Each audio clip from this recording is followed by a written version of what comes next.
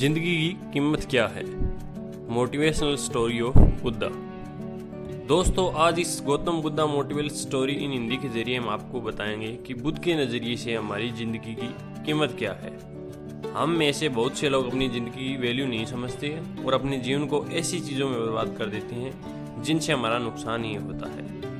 कुछ लोगों अपनी ज़िंदगी शराब के पीछे बर्बाद कर देते हैं, कुछ लड़कियों के चक्कर में और कुछ अपनी सारी ज़िंदगी पैसा करके बर्बाद कर देते हैं। आज इस बुद्धा स्टोरी के जरिए आप जानने की हमारी ज़िंदगी कितनी कीमती है और हमें अपनी इस ज़िंदगी को किस तरह जीना चाहिए। एक बार की बात है, गौतम बुद्ध अपने शिष्यों को ज़िंदगी से जुड़ी अच्छी बुरी चीज़ों का ज्ञान दे रहे थे। सभी शिष्य उनकी बातों को बहुत ध्यान से सुन रहे थे।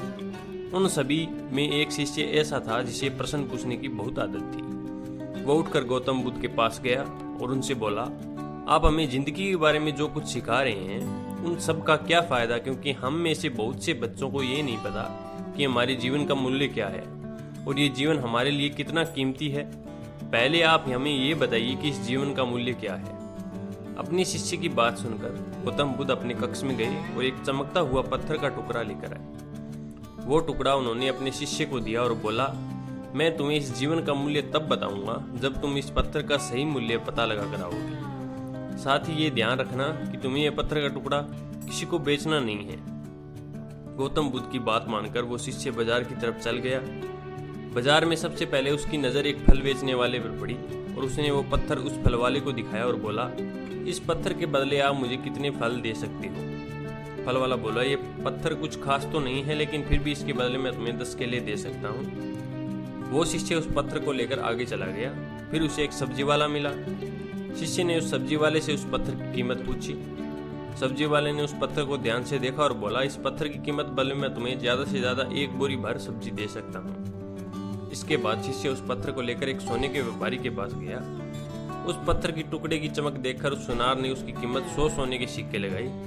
शिष्य ने वो टुकड़ा बेचने से मना कर दिया तो वह सुनार उसके बदले 200 सोने के सिक्के देने को भी राजी हो गया, लेकिन शिष्य ने वो पत्थर नहीं बेचा। इसके बाद वो शिष्य एक हीरा के व्यापारी के पास गया और उनके सामने उसने वो पत्थर का टुकड़ा रख दिया। उस पत्थर को देखते ही हीरे के व्यापारी ने एक साफ कपड़ा बिछाया, उस पत्थर को उसके ऊपर रखा, फिर उसकी परिक्रमा की और हाथ जोड़कर उस पत्थर को कपड़े में लपेटते हुए बोला, तुम जिसे मामूली पत्थर समझकर उसकी कीमत पूछ रहे हो, असल में वो बेशकीमती रूबी है। ऐसी रूबी हर किसी को नहीं मिलता। मैं अगर अपना सब कुछ बेच दूं तो भी इसकी कीमत नहीं चुका सकता।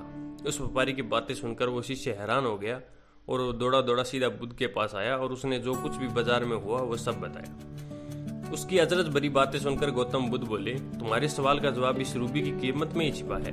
हमारा जीवन भी एक रूबी है, रूबी की तरह ये बेशकीमती है, लेकिन हम इस बात को हमेशा नज़रअंदाज करते हैं और अपने जीवन का मूल्य नहीं समझते। हम दूसरों को देखकर और उनके जीवन जीने की कोशिश में अपने जीवन की कीमत को कम कर देते हैं। हम ये सोचते हैं कि हमारी ज़िंदगी कीमती वही है जो दूसरे हमें बताते हैं, लेकिन ये बात हमेशा ध्यान रखना कि सामने वाला अपनी हैसियत, बुद्धि और समझ के हिसाब से तुम्हारी कीमत लगाता है। सीख जो हमें गौतम बुद्ध की कहानी से मिलती है, ज़िंदगी सिर्फ एक बार मिलती है, इसलिए इसको बर्बाद न करें। अपनी ज़िंदगी को उतना ही कीमती समझें जितना कीमती आप अपने बैंक में रखे रुपये को समझते हैं। आज के समय में लोग अपनी ज़िंदगी ज़्यादा कीमती प्यार, पैसों और दिखावे जैसी बड़ी चीज़ों को समझते हैं।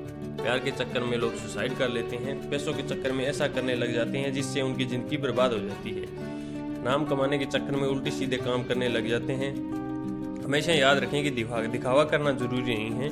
प्यार दोबारा मिल सकता है, पैसा फिर कमाया जा सकता है, लेकिन ज़िंदगी को फिर से पाया नहीं जा सकता। इसलिए अपनी इस बेशकीमती ज़िंदगी को अच्छे से जिएं और हर पल का आनंद लें।